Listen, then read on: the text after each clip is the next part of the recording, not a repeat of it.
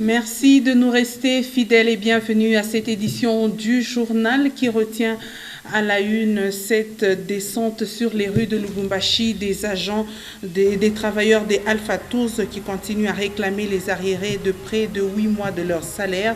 Après avoir été à l'Assemblée provinciale pour la même cause, ces jeunes travailleurs de l'entreprise Alpha Tours plaident pour une solution rapide à leur doléance.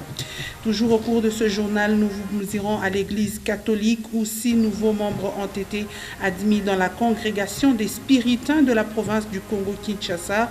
La cérémonie de vœux a eu lieu ce 8 septembre à la paroisse Saint-Laurent de Lubumbashi. Une fois de plus, bienvenue à cette édition du journal. Je le disais tantôt au sommaire, après avoir enregistré plusieurs mois sans être payés, les travailleurs de l'entreprise Alpha Tools ont choisi la rue pour manifester leur mécontentement ce mardi 8 septembre 2020, une autre manifestation contre les injustices dont ils sont victimes de la part de leur employeur. Un reportage de Merveille Congolo et Léonard Zimba. Ces travailleurs des Alpha Tools, entreprise chargée du débouchage et curage des égouts dans le Haut-Katanga, ont manifesté leur mécontentement. Hormis les primes perçues irrégulièrement, ces hommes revendiquent aussi leurs arriérés de salaire depuis près de 8 mois. 8 mois impayés. On a vraiment besoin que le gouvernement puisse penser à nous. On a assez travaillé pendant 8 mois sans paiement. On fait que nous donner les primes. On fait que nous dire non, le gouvernement n'a pas encore libéré, mais d'après ce qu'on a appris, le gouvernement a déjà versé de l'argent au compte de notre chef. Mais lui, il prend l'argent là, il garde dans son compte, il ne veut pas nous payer. Nous demandons au gouvernement, aux autorités provinciales de penser au moins à nous, de voir notre chef et lui dire de nous donner ce que nous méritons.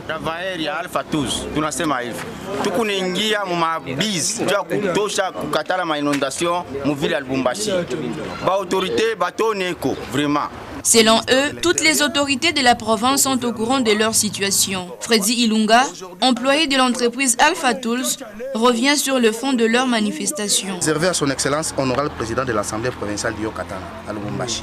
Nous venons au sein de votre présence à votre titre respectif, et tant qu'avocat du peuple, vous parvenir notre inquiétude de non-respect et mauvaise volonté de notre directeur général concernant notre rémunération. Jusque-là, nous traversons un moment difficile sans être payés pendant une durée de 8 mois. Cela a causé de terribles dégâts dans nos familles, entre autres. Non-paiement des loyers mensuels, non-scolarisation des enfants, manque de soins médicaux pour nous-mêmes. Ces employés plaident pour que leurs voix soient entendues par les autorités en charge de la question, afin que leur situation se décante le plus tôt possible. Et à l'enseignement primaire, secondaire et technique, les élèves finalistes des humanités étaient devant leurs épreuves des cours d'option ce mardi 8 septembre pour le deuxième jour de l'examen d'État édition 2019-2020. Les choses n'ont pas été faciles pour plusieurs élèves des différentes sections. Beaucoup disent avoir rencontré des questions des matières non vues à l'école. Un reportage de Ben Kaembe. Pour Berg Tétine, élève finaliste en couture, ce deuxième jour d'examen n'a pas été facile. Seules quelques questions sur les matières vues en classe étaient abordables. L'examen était difficile, je ne peux pas mentir en fait, l'examen était difficile. Pendant les confinements, on ne venait pas à l'école, on n'allait pas vraiment étudier, c'était vraiment trop difficile, on était à la maison en fait, on n'étudiait pas. Et au retour, on nous a donné juste un mois pour se préparer et là vraiment, les trucs qu'on a vus à l'école, ce n'est pas les trucs qu'on a trouvés là-bas. Franchement, je ne peux pas mentir, je suis claire et franche en fait. Même chose pour ces deux autres finalistes en biologie et chimie rencontrés au sortir de la salle d'examen. Bon, ça a été bien. En fait, il y avait aussi des questions qu'on a retrouvées là-bas à l'examen, qu'on avait déjà vues à l'école. Et d'autres aussi nous avaient un peu compliquées, mais sinon, ça s'est très bien passé. Bon, on a été préparés même lorsqu'on était dans le confinement. Sinon, les professeurs nous ont donné ce qu'ils pouvaient nous donner pour être prêts pour affronter les examens. Bon, par rapport à l'examen que j'ai trouvé, il y avait d'autres questions qu'on a étudiées à l'école, d'autres qu'on n'a pas vues, mais néanmoins, on a essayé de se débrouiller de façon que qu'on puisse avoir un peu le maximum de... Par contre, celui-ci qui se dit avoir passé tout son temps de confinement à lire ses notes, croit avoir bien répondu à la grande partie des questions de ce jour. Dans l'ensemble, il y avait 30 questions.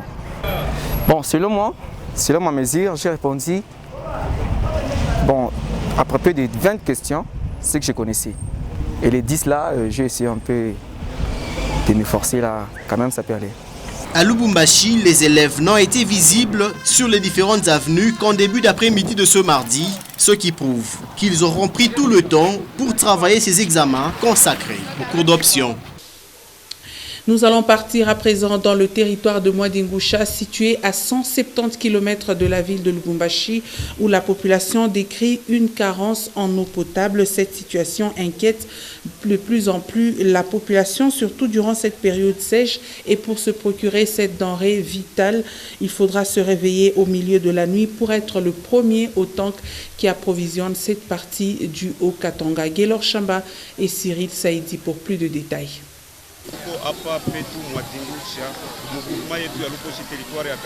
C'est ces deux tanks qui approvisionnent une grande partie du territoire des Mwadingusha en eau potable. Aussi vaste qu'il est, c'est quand la province du Haut-Katanga fait preuve d'un manque sérieux de cette denrée indispensable au corps humain. Des lignes interminables des bidons jaunes, ici, l'âge importe peu. Il faut se réveiller à temps pour être servi sans peine. Au-delà de cette carence, la population du territoire des Mwadingusha plaide aussi pour la réhabilitation de cette route, car l'évacuation des produits champêtres n'est plus possible.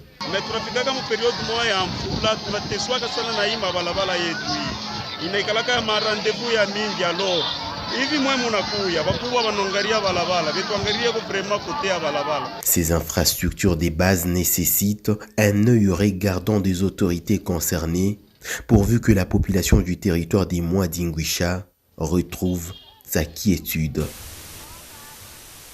L'amendement du statut et l'élection du président national sont les points qui étaient à l'ordre du jour de l'Assemblée générale par le collectif des jeunes katumbistes le week-end dernier. Après élection, conformément aux règles qui régissent cette plateforme qui soutient la vision de Moïse Katumbi Chapwe, Mario Kawel a été élu président national du Kojeka, nous dit Ben Kaimbe. Élu à l'unanimité, Mario Kawel va désormais diriger le collectif de jeunes katumbistes sur le plan national. C'était au cours d'une assemblée élective organisée le week-end dernier. Toute l'assistance n'a compté que sur sa bravoure et sa compétence pour réorganiser ce mouvement des jeunes katumbistes. L'unique candidat à ce poste est l'élu du jour, Mario Kawel, entend travailler avec tout le monde dans la discipline, comme l'indique la devise du Kojeka. Président Kojeka, mais problème, tu n'as pas commandé statut entre avocat, il y a Kojeka, na maître wangu, na les amis boti. Tuangalie ni kintu kanatafaa juu tunapaswa kufanya kitu kimoja. Haifai aba vipende aba napenda. Njole atupende. C'est comme pale tunaitisha leo assemblée générale. Ni njoo kusema mtu lata acha kutoka hasta landa tena. Njoo tutaanza tunaita na bala acha kutoka na bote tata kuya hapa. Kama unabakia kule donc hakuna kile utareklamaga tena. À cette assemblée élective, les différentes délégations du Kojeka Likasi, Kasumbalesa, Kipushi et des environs étaient valablement représentées. Une façon de choisir le nouveau patron du Kojeka conformément aux exigences de la loi qui régit le collectif des jeunes katumbistes. Et ce 8 septembre se célèbre à l'échelle mondiale la journée de l'alphabétisation, instituée en 1966 par l'UNESCO. Cette commémoration est une occasion de souligner les réalisations dans le domaine de l'alphabétisation et aussi de réfléchir aux moyens de revoir les défis restants. Reportage de Ben Kaimbe. Sur le 860 millions d'illettrés au monde, 500 millions sont des femmes, un nombre qui tend à diminuer depuis un temps grâce aux avancées spectaculaires en matière d'alphabétisation. Malheureusement, la récente crise de la Covid-19 a été un rappel brutal de l'écart qui sépare le discours politique et la réalité. Il se constate un fossé existant déjà avant le coronavirus avec un impact négatif sur l'apprentissage des jeunes et des adultes. 773 millions d'adultes et jeunes à travers le monde ne possèdent pas les savoirs de base en lecture et écriture. 617 millions d'enfants, quant à eux, n'en ont pas un niveau minimum de compétences, estime l'Institut de statistique de l'UNESCO. Pour des raisons de Covid-19, plus de 190 pays ont fermé les écoles, interrompant l'éducation de plus ou moins 62,3% de la population scolaire mondiale. Nombreux programmes d'alphabétisation des adultes qui existaient avant la crise de Covid-19 ont par ailleurs été suspendus. Visiblement, la pandémie de Covid-19 et les conséquences du confinement qui l'accompagnait n'auront fait qu'amplifier les défis existants en matière d'alphabétisation. La célébration de la journée d'alphabétisation donne donc aux différents pays du monde l'occasion d'analyser le rôle des éducateurs ainsi que les politiques et les mesures efficaces susceptibles de soutenir les éducateurs et l'apprentissage des enfants, des jeunes et des adultes.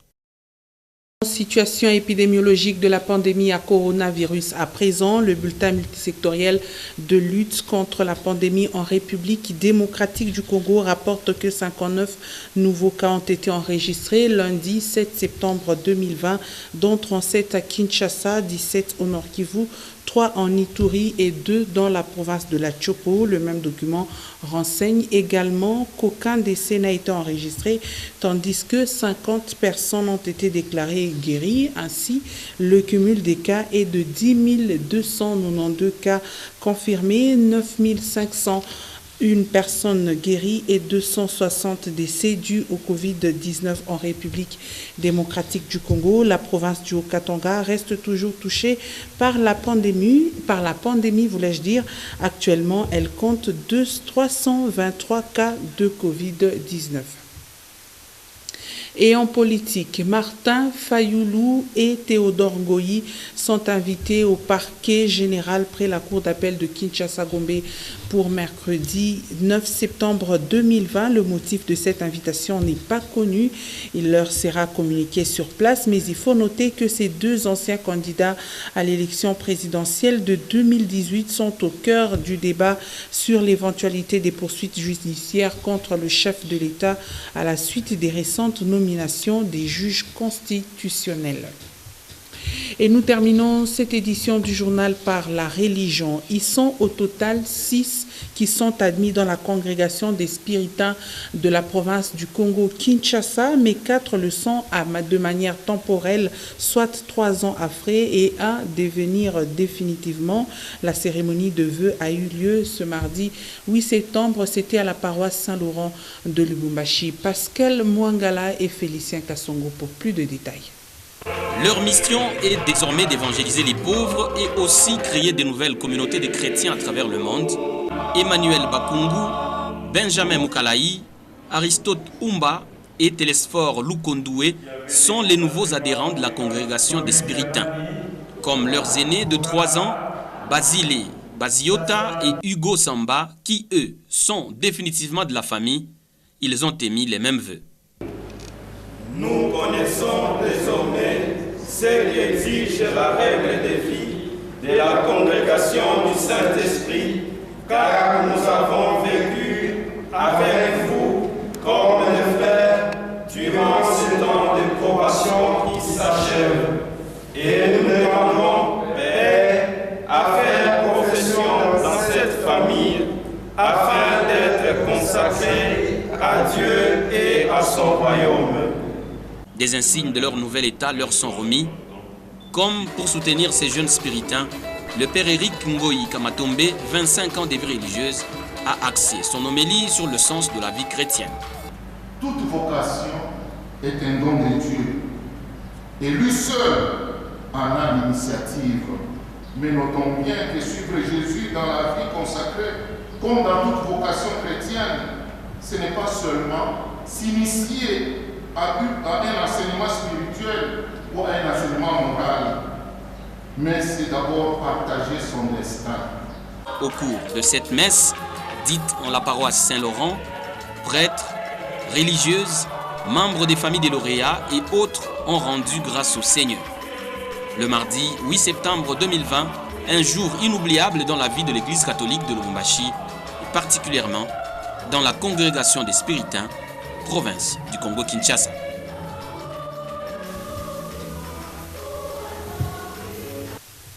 Et c'est ainsi que prend fin cette édition du journal. Merci, mesdames et messieurs, de nous avoir suivis. Et pour ne pas propager la pandémie à coronavirus, continuez à respecter les gestes barrières. Bonne suite de nos programmes.